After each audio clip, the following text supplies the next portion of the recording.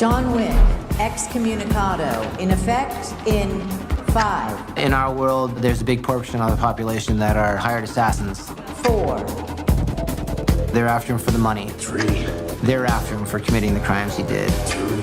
And there's also some freelance individuals that would like to take revenge on John for his past deeds. 1.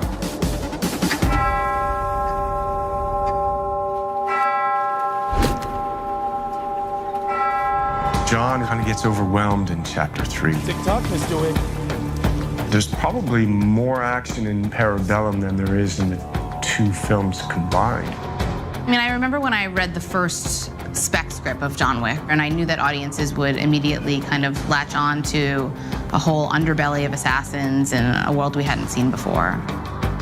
It's nice to see him fight guys of similar skill, and there's more variety in this one.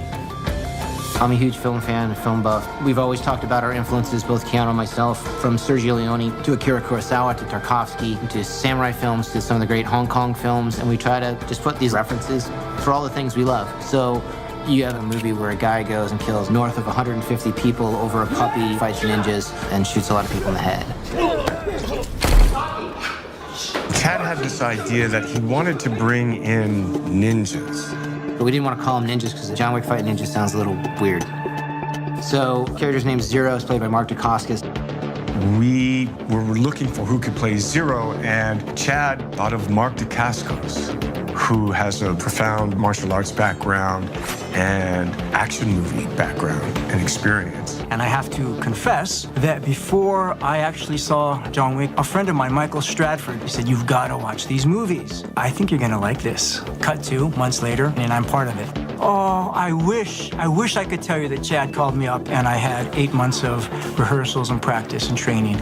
I did not. I literally got a text from Chad on a Sunday night. It said, "Call me as soon as you wake up." So on Monday morning, I call him up. Chad is very cryptic. And I said, "What's going on?" He goes, "Well, our original lead villain is out, and I would like to invite you to be him." I read the script. It's great. It's great.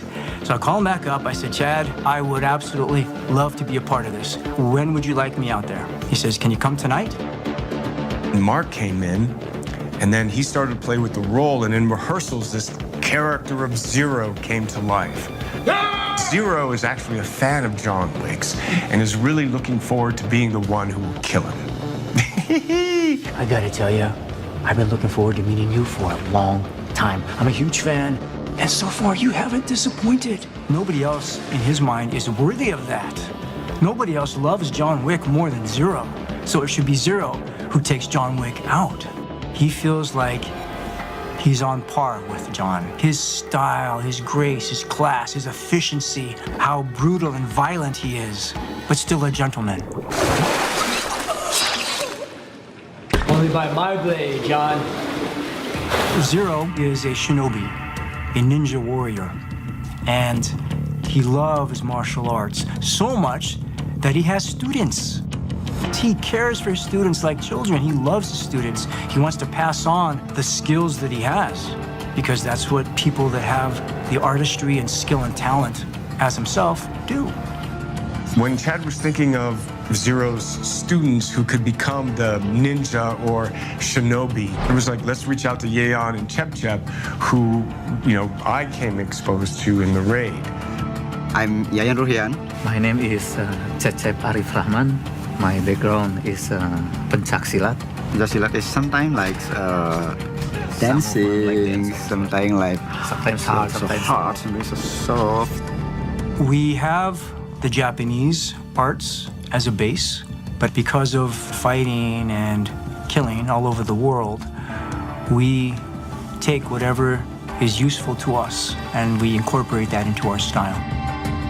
So the Shinobi, our clan, specialize in camouflage, in covert operations. You don't see us unless we want to be seen. We can fold in and out of people and furniture.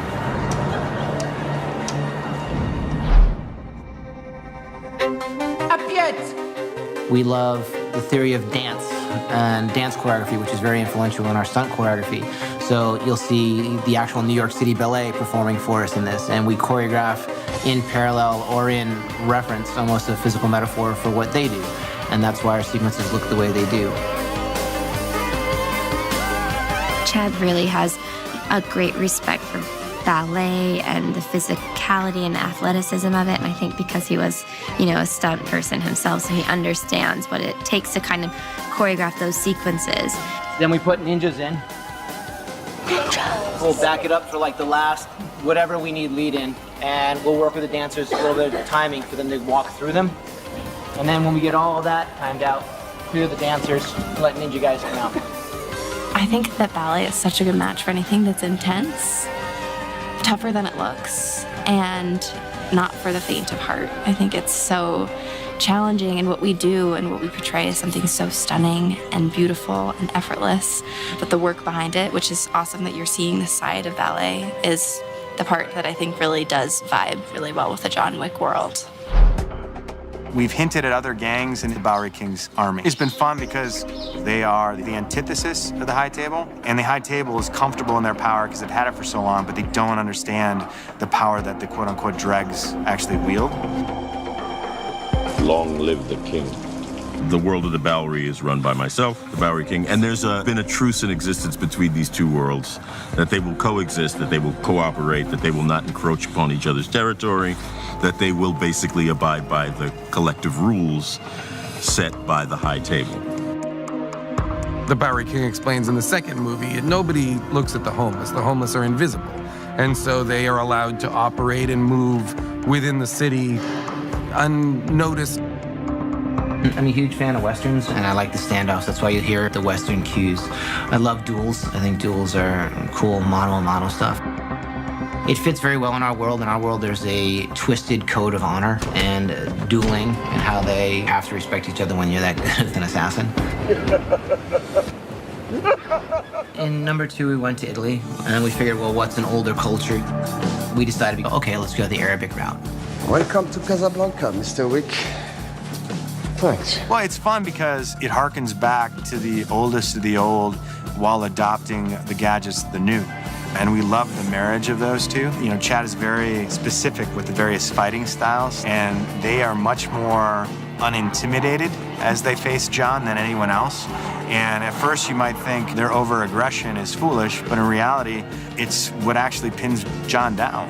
He's not used to fighting fire, which I think Chad wanted to do and did quite well. I can give you one last chance to earn a life.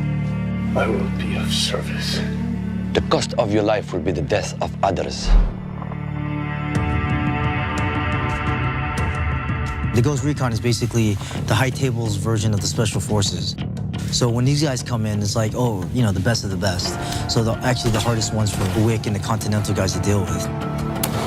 They are played by this incredible stunt acting hybrid team, and just watching them work was extraordinary. It is like watching athletes or dancers who are at the top of their profession performing. So it was really great that the adjudicator gets to sort of go in, dole out punishment, and then, go back and have their tea or Netflix and chill or whatever it is that the adjudicator does in their off time while, this Ghost Recon team are out taking care of business. I need more firepower.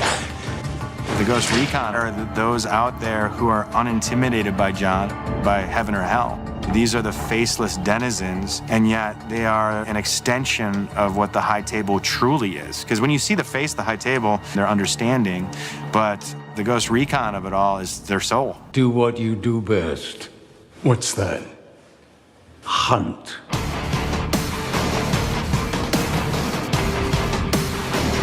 All 3 films are about consequence.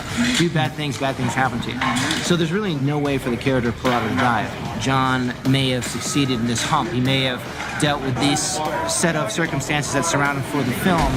So there's no ride into the sunset, there's no happy ending. There's happy moments, there's funny moments. But at the end of that, he's still fucked.